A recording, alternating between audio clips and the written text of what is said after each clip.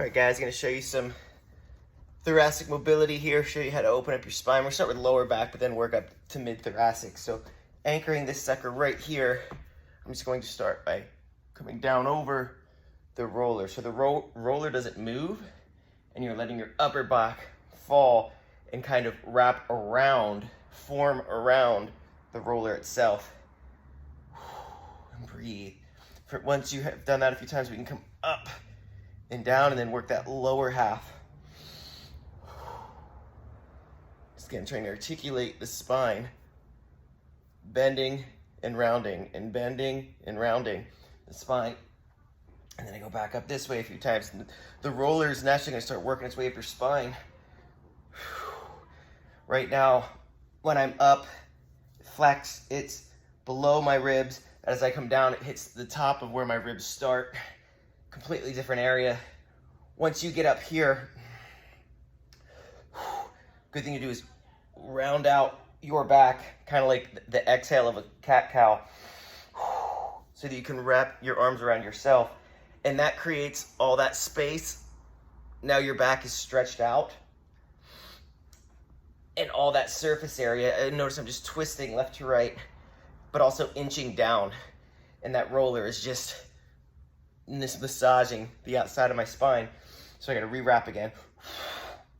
Wrap my back, make it as wide and broad as possible. Oh, and then I'm gonna go back to that flexion extension.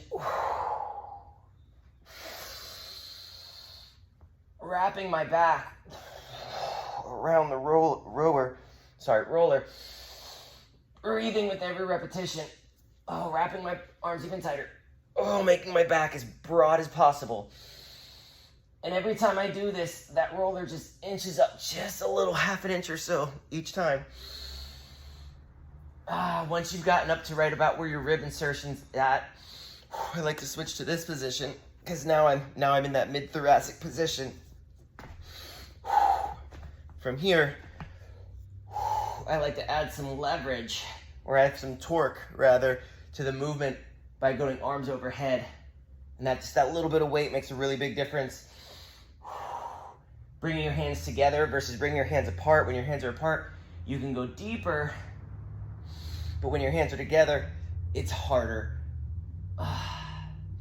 Even making my arms shake just a little bit, just holding that position.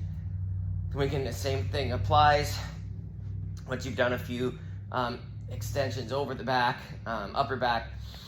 You can bring your lower hips up.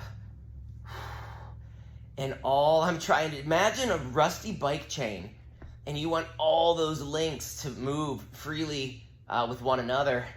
But if they're stuck, like how would you break that loose? So it's not just any one part of your spine, it's all of it. It's all connected. Now I'm back up to the top, doing these little crunches. I am not pulling my head. I'm just working my back across that foam roller.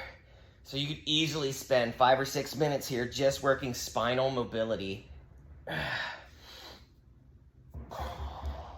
In all these different variations. Doing whatever you need to do to loosen up your back.